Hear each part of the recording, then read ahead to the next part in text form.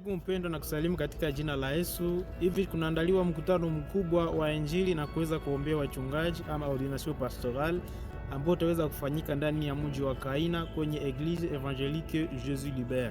Na hapo watumishi mbalimbali wataweza kutoka ndani ya mji wa Goma, wengine wataweza kutoka Butembo, wengine wataweza kutoka Kataro, Miriki na mahali pengine.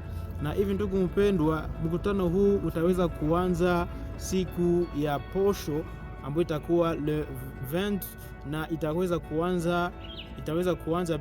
kubarikiwa pia, kutaweza kuwa pia kubariki harusi mbalimbali ambayo itaweza kuwa de 9h à 12h, na dimanche itaweza kuwa ordination pastorale ambayo itaweza kuanza de 10h à 13h. Hivi na kualika katika mkutano huu, ni ya kufika kwako ni kwa lazima sana ndani ya Eglise Evangelique Jésus Libère Kaina quartier Nyamindo.